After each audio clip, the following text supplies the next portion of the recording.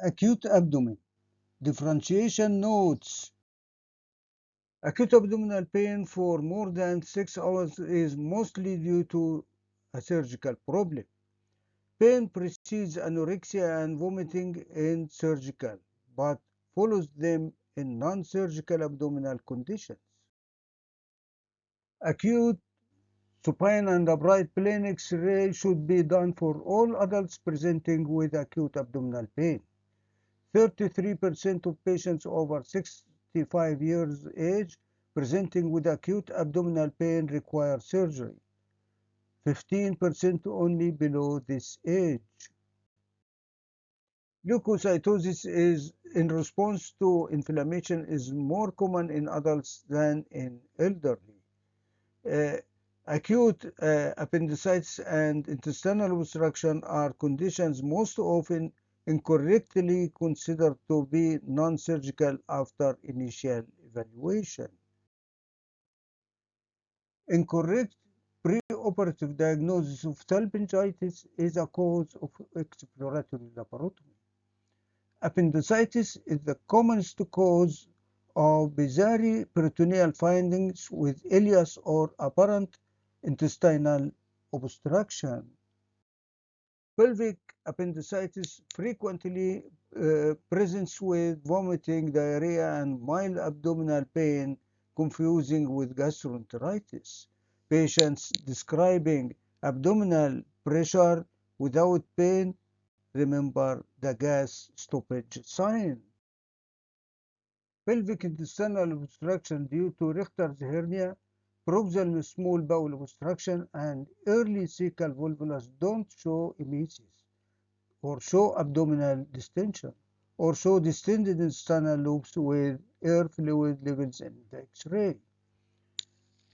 Unremitting severe deep-seated abdominal pain with minimal physical signs points to vascular lesions, particularly mesenteric vascular occlusion. Dominant symptoms of nausea, vomiting, and retching are suggestive of acute gastritis or pancreatitis. Intermittent colic pain increasing to a peak and then subsiding to a pain-free interval with simultaneous hyperactive peristalsis is diagnostic of mid-small bowel obstruction. Intestinal obstruction in old women without previous abdominal operation points to strangulated femoral hernia. Frequent examination of the femoral canal is essential. The second possibility on absence of the hernia is gallstone ileus. Very mild upper abdominal pain followed several hours or days by intestinal obstruction points to gallstone ileus. Pneumobilia is diagnostic.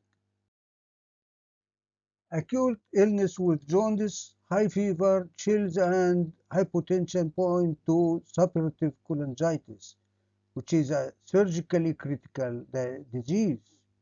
Severe vomiting of food and or gastric contents followed by later on by retching and hematemesis point to gastroesophageal laceration, Mallory-Weiss syndrome. Cloudy lactescent serum plus abdominal pain point to acute pancreatitis. Normal serum amylase in such patients.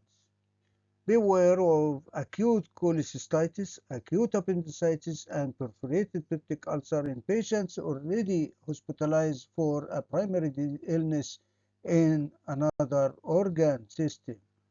The presentation is often atypical, leading to delayed diagnosis and in turn the development of complications.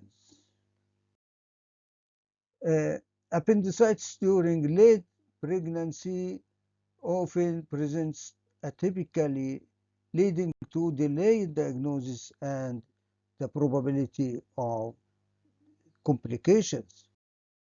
Good luck and best wishes.